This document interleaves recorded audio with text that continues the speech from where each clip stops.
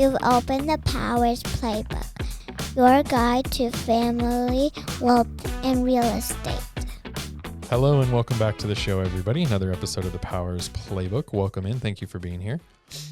Today, we are running the play around real estate appraisals. So we are going to talk all about what happens with an appraisal, what is an appraisal, why does it happen, what does it look like from the point of view of the buyer versus the seller, does it always happen, and kind of just go through all the specifics. We did a home inspection on the last episode, so if you didn't have a chance and you're interested in what the home inspection entails, go back and listen to that one. Today will be all about the appraisal, which is generally the next major step in a real estate transaction after the home inspection is completed. So we'll start off by what is an appraisal? So a real estate appraisal is something that is ordered in order to find out what is the market value of a property. Okay. This is ordered by a lender. The lender uses what's called an AMC, an appraisal management company, that sends out the order to a third-party appraisal company. An appraiser picks up that order, and then they become the appraiser for that file or that property. Okay. The reason that the lender or bank or lending institution, private, whatever it is, does this is in order to protect their interest in the asset. If they're going to loan you $300,000, $400,000, $500,000, $600,000 on a property, they want to be sure that they believe that it's worth the value of what you're paying. So that is the purpose of it. It's to make sure that we're not, getting in too far over our heads. They don't want to give a buyer a loan for $500,000 if the property only appraises for $450,000, for instance. So that's really what it is. It's their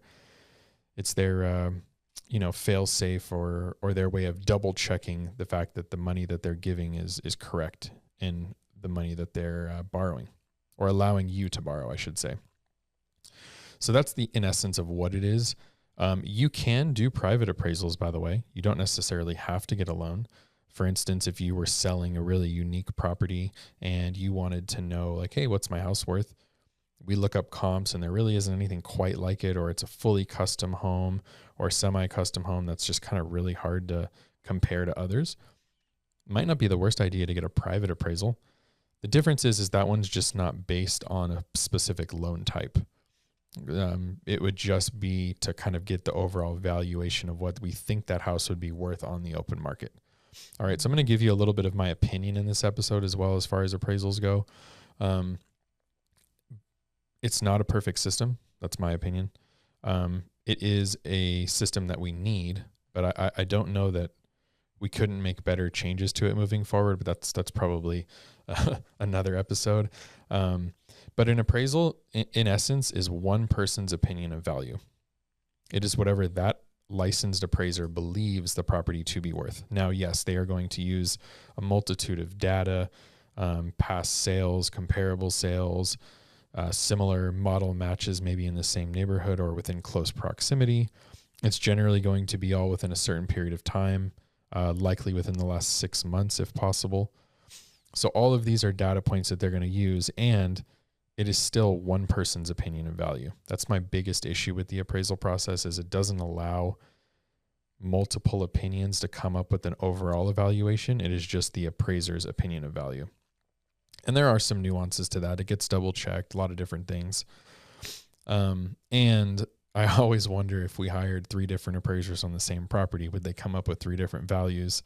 And if that's the case, is the system really work if it's one person's opinion of value? So anyways, that's my soapbox on appraisals. And maybe maybe I'll get on the board and help develop a different system one day.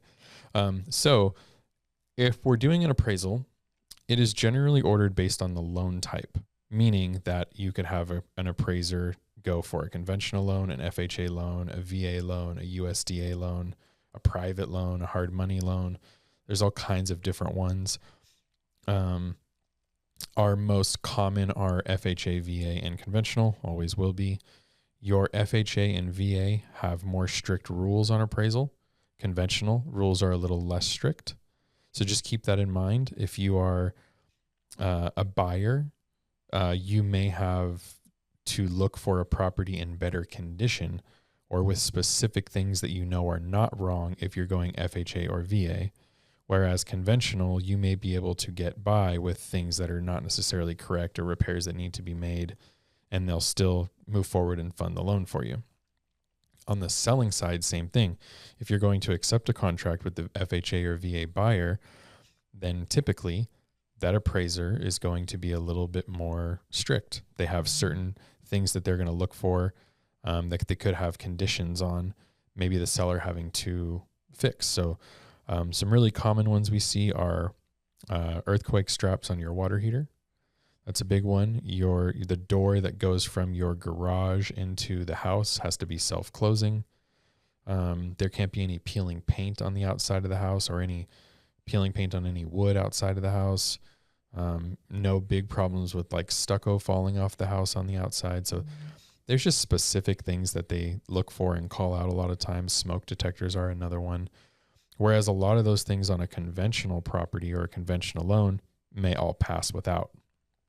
So these are really specific instances, and you know, if there is something or you have a question on that, let us know. I can try to answer it for you within the context of what type of loan or who your buyer or seller is. The next piece that I want to cover is an appraisal is not always needed. Some lenders or institutions or banks will allow you to get an appraisal waiver. So what this means is you can waive the right to an appraisal. Now, most of the time, this is when the buyer has put down a considerable amount for down payment. And so the bank feels comfortable accepting the value of the contract as is, and they don't necessarily have to send an appraiser to the property. Typically, if you're putting over 20% down, it's more likely to get an appraisal waiver. If you're putting 40% or more down, it's much more likely that you may get an appraisal waiver, in which case you don't have to get the home appraised and you can save that money. There are different viewpoints on that as well, because they say, well, what if I do get it appraised and then it comes in lower, then maybe I can renegotiate. There's a lot of nuance to that too, and it really just depends on the situation you're in. And what are you buying the house for? What do you want to risk? What are you comfortable with? So again, that's kind of more specific. We could probably go over that depending upon what it means for you. So please put that in the comments. Let us know if you've got anything specific that we'd like to go over or talk about in a certain instance that maybe you went through or are going through. It'd be really interesting to know those. Those are always fun. Anytime we renegotiate in real estate, it always comes with some learning and some fun involved, in my opinion. So like doing those. Not always the clients don't always love it because it's kind of stressful in a moment, but fun to go through and try to negotiate our way through and see if we can make the deal happen. So back to appraisal. Now you don't always get one. Let's talk about money. So an appraiser generally will charge for an appraisal anywhere from maybe $450 on the low side all the way up to like $750, $800 on the high side. Things have gone up recently. Appraisals have started to get more expensive. If you're doing a private appraisal that's not contingent upon a loan, you can definitely get them for cheaper than that. So we do have some great appraisers that we work with on the private side of things. So if you do need something appraised outside of escrow, please let us know. I can definitely refer you to a couple people that could take care of you on that. If it is ordered by the lender, you are in escrow on a purchase, then the money I said to you up to $750, $800 is applicable and definitely will cost you. So an appraisal is one of those things. It's a cost of doing business. If the appraiser goes out, appraises the property, and it comes in low, still something you're likely paying for because they did their job. Okay. So what we're looking for is, in the essence of completing your transaction, right? Whether you're a buyer or a seller, the best case scenario is the home appraises at the value that you're under contract for. Meaning if we're under contract for a home at $500,000, we get the appraisal report back, comes in at $500,000, we're good to go. It means the bank is going to loan up to the amount you're purchasing for. Seller's happy because it appraised for the price they accepted. We're good to go. Okay. Other two options. It could come in high, which as the buyer is great because you move in with equity, meaning the appraisal could have come back at 510. but you were under contract for 500. You still get to purchase that property at 500, knowing that the appraiser believes it's worth 510. You automatically have $10,000 in equity when you move into the property. Now, seller may not love this, right? Because as the seller, you are selling your house for $10,000 under the market value or appraised value of the property. So, to each their own on how you see that, but that is one option. Other one is it could come in low. Okay, if a appraisal comes in low, it just gives the buyer the ability to renegotiate with the seller. Reason being is it's a contingency in the contract because the bank or the lender is now only going to loan up to the appraised value. So if you're under contract at $500,000 and now the house is only worth $490,000, it changes the numbers on everything because they're only going to loan up to $490,000, not $500,000. So it could change your down payment, cash to close, kind of everything involved in the transaction, right? As a seller, it's also not great because if it comes in low, what's the buyer going to ask you for? The first thing they're going to do is they're going to ask to reduce the price down to the appraised value of the property. So you just went from them paying you $500,000 to potentially having to cut down the cost to $490,000, right? So it's really not a win for anyone when it comes in low, especially because most of the time in transactions, sellers want to sell, buyers want to buy, right? Our job is to represent, to try to find a middle point that works for both parties and move the transaction forward. When an appraisal comes in low, it's kind of like we're starting over in a sense. We have to renegotiate that money. So buyer's always going to ask the seller to reduce. Seller can, essentially counter back and say, yes, I will, or no, I won't. In that case, they can see if the buyer is willing to come up with any of that money to make up the difference. There are times where we negotiate somewhere in the middle, meaning that the seller says, okay, how about I sell it to you for $495,000? And the buyer says, okay, I'll do that. I'll come up with the additional $5,000. You come down $5,000. We meet in the middle, kind of a fair shake on both sides. But it really just depends on whether that buyer who qualified for that home has an additional $5,000 to be able to make up that difference. If they don't, seller has a decision to make. They either reduce the price by $10,000 and move the deal forward and close, or say no, potentially have to put the property back on the market and start all over again with another buyer and try to now get a different appraiser to give them that same value or a higher value up to the deal that they accepted. So it's a really tricky process if that happens. Thankfully, our market has been really consistent for the last few years. So it depends on when you're watching this video. Right now, we're filming in June of 2026. For the last 2 or 3 years, our market value or valuation of just price in general has been pretty at level across the board. So for us, it's really not hard to figure out what most properties should be worth on the market because we've got a lot of historical data to tell us. When the market is on the way up heavily or on the way down heavily, sometimes it makes it harder for appraisers because they have to look at, well, okay, here's what the last one sold for, but the market conditions are moving in this direction, so they account for that. So we as agents just have to, look at our data, what's going on in the neighborhood, what's going on with comparable sales. If we're representing a seller, they may want to sell for this price, right? But we may have to let them understand, hey, you can try to sell for $550, but likely your property is going to appraise around $525. So unless we can find a cash buyer that's willing to get no appraisal, we likely are going to need to sell somewhere around this price, right? And so that's kind of the give and take that we play. Representing a buyer going in to make an offer on that property, they say, hey, I want the property, I love it, I'll give them the $550. It's our job to say, hey, just so you know, we can offer $550, but the likelihood it's going to appraise there is pretty low. Market and data and comparables says the property is probably worth closer to $525. I think that's maybe where we should go.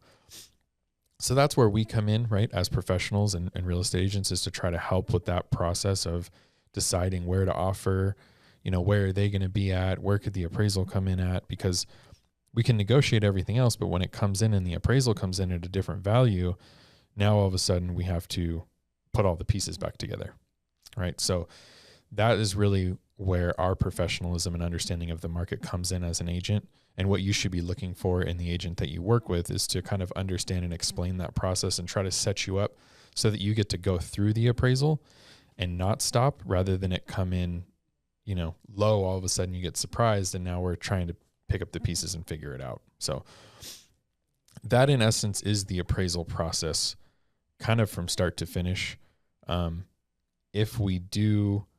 If we can't complete the purchase because of the appraisal on the buy side, you can get your earnest money back. On the sell side, if the buyer is still within the contingency, you'd give them earnest money back. You'd put the house back on the market. But again, it's not really a great outcome for either party. So we do, like to try to do our homework ahead of time. If you're paying cash, you do not have to get an appraisal. It is not a mandatory part of your transaction. You could choose to get one. Most people do not. Again, we'll give them a really good idea on our learnings about what the property is likely worth in the market. A lot of tools out there to try to figure that out as well.